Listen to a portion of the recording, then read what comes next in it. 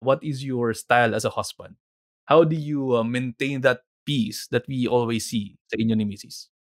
Well, when we were started, Doc Dex, and you might discover this when you start, it's not really true that the honeymoon stage is the first 2 years.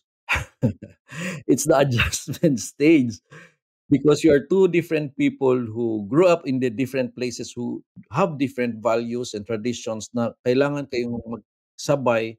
So there will be a lot of conflicts. So maraming issues, yung may fights yun. But then I realized being a doctor, alam naman natin, Doc Dex, na actually, yung bang alam natin sa brain natin, it took 2 years for me to put it in my heart. Ano yun?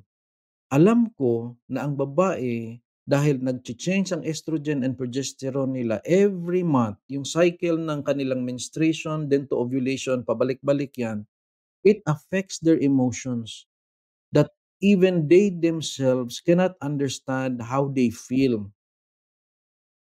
Kung hindi mo naintindihan, which hindi ko naintindihan before, lalo na nung nanganak siya, mas mataas yun because there's that depression that is postpartum. Although I know that here, hindi ko na-apply. Magba-badminton lang ako. Sabi niya, "Bakit ako aalis?" Sabi ko, "Magba-badminton lang nga, meron nga." She wants me to stay. Nainis ako, bakit, I mean, "Are you doubting me or anything?" Ganyan-ganyan, na masyado akong nagre-react, grabe na yung away ko namin, eh, badminton lang naman yung topic kasi bakit siya galit, gano'n. But then now I realized na that was a postpartum depression, that was cycle.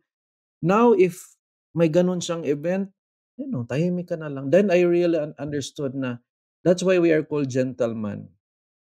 Because when they are on that cycle, you need to be gentle. Kasi kung babanggaan mo, para kang babae din, 'di ba? Nagbanggaan kayong dalawa. You cannot even say to a woman na yang ano mo, yang hormones mo, wag mo nang pansinin yan, yang ano mo, cycle mo, wag ka ng OA. You cannot say that to a woman, only a woman can tell that to a woman. Kasi alam nung babae ano ang feeling na nagho-hormonal, ang lalaki iba, hindi naman gano'n ang ating cycle, wala naman tayong monthly changes. So when I understood that, you just need to be silent, then kung gusto niyang magalit, then it's okay. So, nag-lessen talaga, Doc Dex, yung fights namin, and then she felt very comfortable. If she wants to get mad, it's okay. Pero hindi siya nadja-judge, naintindihan niya din. After that, okey na. Wag mong gantihan, wag mong alisan, wag mong sabihang sumosobra na yung bibig mo, ganyan. Gano'n yung natural ang lalaki kasi nahu-hurt tayo, eh, because we have an ego. Yun ang problema ng dalawa, eh, 'no? Tayo may ego because that's a man's problem. Ang babae naman dahil sa hormonal changes. Dahil sa hormonal changes nila, yung bibig nila ang daming sinasabi, umiinit ang ulo, eh, natatamaan yung ego mo, eh. So you need to, ikaw naman yung in control of your emotions because hindi ka naman masyado carried away by your hormonal changes. You need just to be gentle.